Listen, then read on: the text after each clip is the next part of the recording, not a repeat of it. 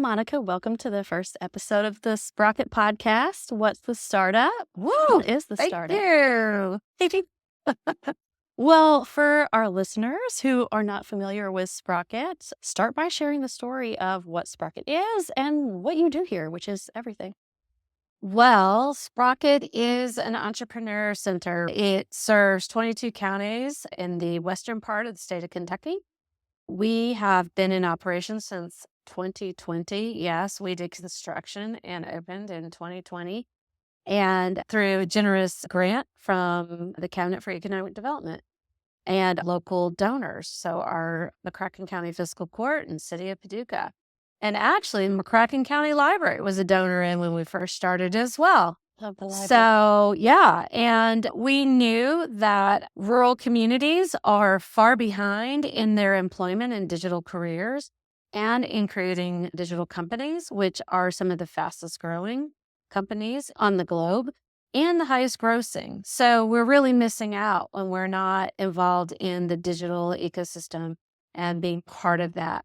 Of course, starting in 2020 was a really good time because it became painfully clear that the digital economy was going to win in a lot of ways and could supersede geography and time and space. And so we actually won a grant through the Department of Labor and were able to offer software engineering courses in addition to hosting a startup competition and a business incubator. So we had a lot of things going on that year, and that's how we got rolling. What was the original vision for this space? And I know, so we're located in the Coke plant, and I saw some pictures of what this place looked like before it was even here, and it just blows my mind that anyone could have looked in here and pictured what Sprocket could be. And I know that's just a glimpse of, the co-working space is just a small glimpse of what we actually do here and what we serve. So tell me about that, the vision you casted, how that came about, and how Sprocket came to life in terms of the need and what you saw here and what you pictured could be. Well, originally I was working in education. And I was working on workforce, and I was looking to help create more high-tech talent.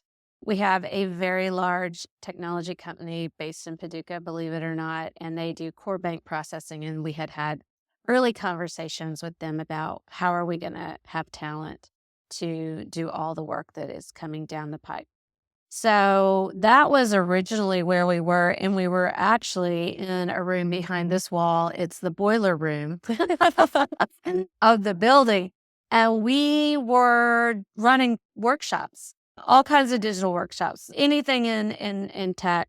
So we were teaching kids how to do 3D printing and game design and coding, and we did coding with music and all these kinds of things. And that's how we got involved with the library.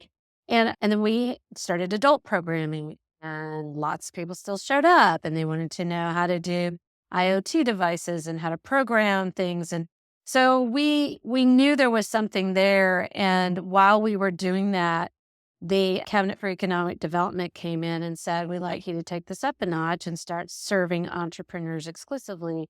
And so that was a real big shift for us. Like, okay, how do we look at that? And we're growing the talent for these companies. So how do we then help people grow those companies? And so that was the shift. I knew there was about 10,000 square feet of space back here in the warehouse. And yes, it was full of all kinds of various things that were all like elements and building materials. And we had a really amazing architect and a contractor for the construction of this. And I have to give them all credit that this place is amazing, because we took them all around to see all these different co-work spaces in the Southeast.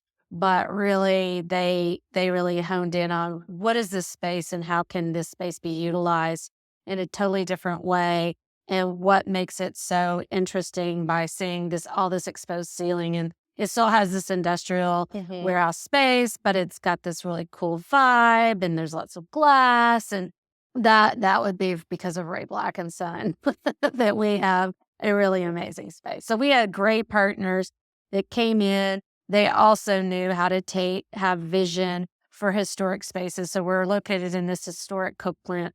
And how do you kind of reimagine space? And they were really good at that. And that's really amazing, but a testament to the whole ethos of what we do is we're reimagining workforce and we're reimagining what does a company in 2024 really look like? What is that? How does that scale? Because, it's really different from a company even in 2010. We've just all become so much more inclined to pick up our phone or do something on our laptop and expect this really different level of service that comes from automation and having a digital platform. So yeah, everything changed, but that's how we got this great space. And how have things grown over the past 3 or so years? What was that transition like going from being a maker space to now serving entrepreneurs? Entrepreneurs come in here every single day. They're working here. They're coming through our competitions, our challenges, coming to coffee hour. How did that progression, what did that look like? That was very hard. Well, not lied. It was 2021 and most people were still not sure they were going to leave their house. But once we started rolling out programs and having launch parties for those programs, we got to see where there was some traction. And what you have to do is just follow that traction. It's very quiet at first. The reason we have a startup competition in our community is because we literally had maybe 3 other startups that were even sitting here. And that's really difficult because there's a symbiosis that has to happen where you have companies, you have to have enough of them that investors come looking around, and you have to have enough of them because those feed on each other. And then you have to have a network of mentors that are also interested that can help those small companies find customers and really fine tune their processes and fine tune their sales approach and get very savvy on what's a good investor for you, what's a bad investor, or do you need to bootstrap? And so there's a lot of pieces that have to come into play. And you can't just have startups and not have investors. You can't just have startups without somebody who can mentor them. That's really difficult too. So getting all those pieces into play was a real trick because you're kind of casting this vision. Our local government and our state stepped up to the plate and allowed us to do that without actually having much going on. But we imported startups, and that really got us clicking. So we brought in 3 startups our very first year, and then we had another sister community that we were working with that would kind of let those startups get to meet their startups. So we had more than just 3, we had like 7, and then there's the synergy. But you've got to have some critical mass of people who are excited, who are working on a thing, and then all those mentors and resources. And then you've got to have those investors that come in. So we use the state's venture fund called Key Horse Capital as kind of our initial investors. And that had really exploded those companies, got them going, and took every one of them to a different level. One sold, which is great. We always think an exit is fantastic. One is still here in Paducah and bought a couple of pieces of property. She's still building out hers, developed international clients, which is also fantastic, and did that through some incentives from the state of Kentucky. And so everybody is all still working on their projects. They still come back if they're not here. And then the following year, we recruited 2 more companies. Since we've been doing this, we've had 4 companies end up in the Kentucky Startups to Watch, which is really great. And they've gone on to keep growing, which is fantastic. And it's really unusual because sometimes they just crash and burn, which is still going to be a thing. Not everybody makes it, but we've been pretty fortunate so far. So it sounds like, with the symbiosis of all these different key players, what you're describing is an entrepreneurial ecosystem. Yeah, absolutely. For those in our community who are new to that concept, describe what that is and what the benefit of that is for our community. Ecosystem is like anything. It's the food you need to survive, right? And the habitat, the place you need to live, and then that community that kind of helps you grow and nurtures you. So my role is literally ecosystem builder. That's what I do. So I come in and I go, okay, what here needs to happen for us to begin to develop a young startup community or young small business community. And so we needed a place to live. We needed a beacon that said, hey, this is where these people go to get the help they need. So this space was a huge, huge initiative and actually came about in the 2019, 2020 as well, where we got funded through the city, the county, and the library all put in money for this space to happen. And the state put in the operational funds for us to then make that go. So the space is important. The startups are important. The resources for startups are important. The investment capital is important. So it's like spinning plates, and they all have to be spinning at once. And you're just going around saying which one needs more traction, needs more push. And so you're juggling a lot of things at once, and you're telling a story. Because it's very difficult if you don't have a community where small businesses are all working together and they're all sharing information and they're all trying to get smarter, faster. It's very difficult to help people see that vision. And I think this space really helps define what it looks like. We have co-work space here as well. So we have really affordable office space. If you're just getting started, we also keep a board of talent. So people call us, hey, do you know of any software engineers that we can work with? Do you know of marketing? All of those things have to be part of your ecosystem because they're all going to be pieces that small business is going to need to actually make a go of it. And tell us more about the co-working space. I've been working as a freelancer for the past 7 years. So I've been in co-working spaces all over the place, especially when we lived in Nashville. But then I come here and realize a lot of people don't know what a co-working space is. So introduce us to that concept and what takes place in a co-working space. Right. So we have really good high-speed internet. Number one, this co-work space is a really good example of the difference between when you're growing digital companies, tech-based companies, and when you're growing maybe a brick and mortar, which is more traditional economic development, which is a building, and I need land. And so we've got a building, but really what makes our building work is the technology inside our building. Because for a small business, a laptop is their office. Yep. That's it.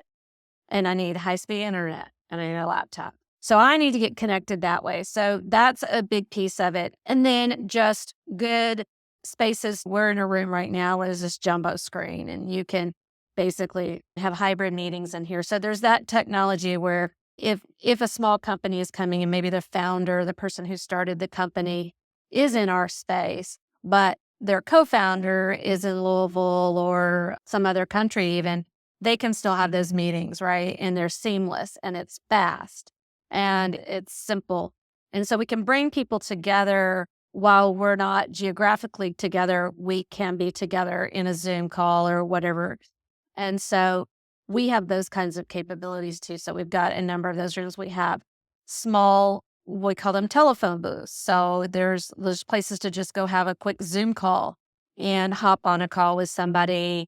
But really the big living room is like a big living room. It's a big shared space, comfortable desk, stand up, sit down desk, whatever you need. There's a kitchen, there's coffee going constantly. There's really healthy drinks in our fridge. And that's all for our members. And we operate like a gym, right? This is your work gym. And we have memberships and you have different levels. If you're just in Paducah for the day, you can just pop in, host a meeting, get a day pass and go on your way. And then we have people who are here and they have office space. So we've got 20 offices in the back as well. So if people need just a place to keep all their stuff, their files and whatnot, and need a meeting space for clients, they can do that without being like a lot of entrepreneurs, which many of ours have been in their garage or, the living room or the dining room table. This just pulls you away from maybe the kids at home, the dishes that are yelling at you to be done or whatever, and gets you out of your home space and gives you a more professional feeling. And I think psychologically, it's really good for entrepreneurs to get out of the house. One, we know that there's just physiological benefits, mood uptick. energy uptick from just being around other humans. So there's a lot of isolation with being a remote worker. It can get pretty lonely, and your motivation can really tank when you're not around other humans. We're also not a coffee shop. There's not a lot of clinking, a lot of noise, a lot of, got to get out of the table, off the table. Yeah. So you don't have to buy a very expensive drink, but so we're different in that way. Like, we're really here to come and get your work done, dude. Yeah, and you come in here and you train your brain that this is where focused work gets done. When you leave, it really benefits the work-life balance, and your home could be your home. It is nice to have a few days at home, but for that to be your go-to space can be draining. Yeah, it is. If we have cookie hour, so we have cookies in the afternoon, yay, or something fun, or somebody brings in something to eat and they've made food, or it's somebody's birthday, you still have that work family, and you can have those work friends without That's being huge in their for company. freelancers, remote workers. I know when I talk to people about Sprocket, we're still in the stages of where people are learning who we are and what we do, and they hear that we're an innovation hub, and that sounds kind of out of reach. It sounds like something out of Silicon Valley. But really, we have everyday people in here who are just working on ideas and getting their work done on their laptops. How would someone who's listening know that they're ready to come in and engage with Sprocket, whether that's through our mentors or coming to coffee hour? How would they know that they're ready? So I don't know that there's you got to be ready. Honestly, are you an entrepreneur?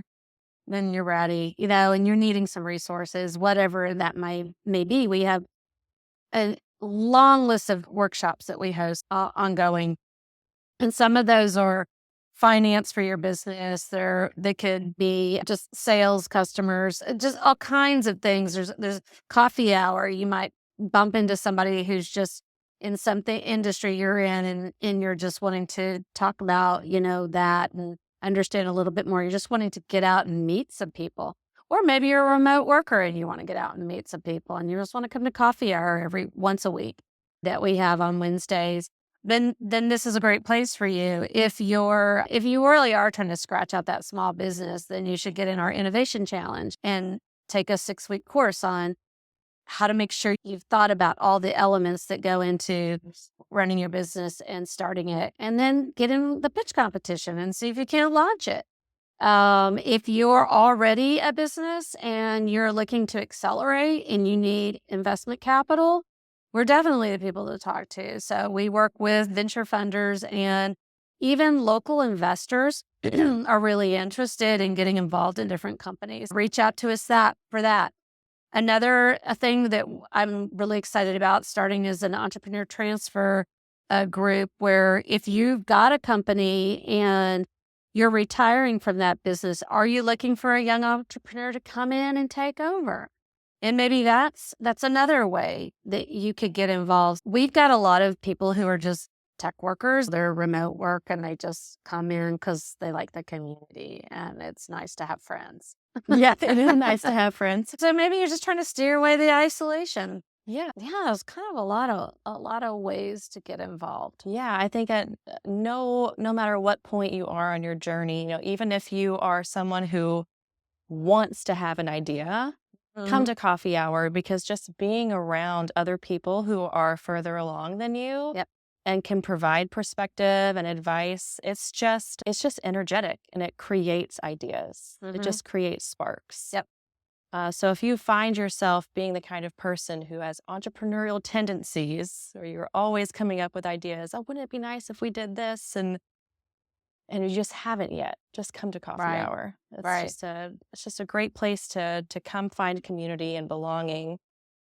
Tell us more about the West Kentucky Innovation Challenge. What can people expect to learn and get out of the program? So this is our 3rd year doing this, and it's a place to come test out your idea with some others around and maybe build that little prototype, understand who your customer is going to be, go test that and see if it's really going to happen. And then get in a pitch competition and see if you can't win some prizes to get you moving on your way. That's a great way to get started. You go listen to the coursework, meet with a coach, and then just see if you can launch it. So there's no better way unless you want to just scratch it out on your own. You've already got some mentors. Great, go for it. But this is kind of another way to see if you can build that company. And we do this because we are located in a region. It's called the Delta region. And there was some really good research done on this. And believe it or not, over 90% of net new jobs. So that means jobs that did not exist before, that are brand new jobs, are in the Delta region, are from companies that are 1 to 5 years of age. Oh, wow. So if you think about it, new companies are literally the way new jobs are getting started. Old jobs are staying, but somebody's going out, somebody's just replacing it. It's just recycle job. So if you're thinking about, oh, my community needs to grow, then your first thought should be, how am I supporting those small businesses that are starting? That is the way you're going to grow economic vibrancy in your community in our region. And why is that especially important for Western Kentucky? Because we're not growing. We're pretty stagnant. And it is really important. How are we supporting young people that are coming out of our universities and saying, hey, here's a whole ecosystem that can support you on that bright idea you've had and this new knowledge you've got gained, and how do you start a company in our region? I think it's really important that we be super supportive of that. And I think we're seeing it now. It really has taken off. So even though we started with 3 startups, I've got a wall of 15 out here now. So it's dramatically changed. Our board chair always talks about it as being a flywheel, but it is. Once you get that flywheel going, and it's like the plate that you're spinning and keep it spinning, it really does. The flywheel will take off and it has its own energy. But, what better way to bring our kids who go off to college, live in a larger market, they're ready to come home. What better way to entice them than to say, well, what do you want to do here? How can we start something new? Or find an existing business and help take it over. There are several people in the space, including me, who have gone off to larger cities and come back to Paducah. Yeah. The Sprocket is one of the first places they get re-engaged at. Oh, yeah, for sure. So looking to the future, what are some of the big things that Sprocket is looking forward to? Well, we are going to launch a platform for the entire region of West Kentucky. Should be out like in December, January, hopefully. We won a grant from the United States Department of Agriculture, USDA. And so we hope to have courses that people can take. So doesn't matter where you are in the region. This is a free resource to you. You don't have to come into our space in Paducah, which could be 2 hours away from you. So we want people to have access. And so that is going to be a really great way to find people. We'll have an engagement place, kind of like how Facebook does, right? You have this community, this group of people. So we'll be able to see who the entrepreneurs are in our region and what the resources are, get them connected even faster, and hopefully speed up some of that communication that really does facilitate growth. And I think it's important to know that platform will be free, a free resource for all of the people in our counties. And the Innovation Challenge is also free. Yeah, absolutely. A lot of people don't know that we're a nonprofit.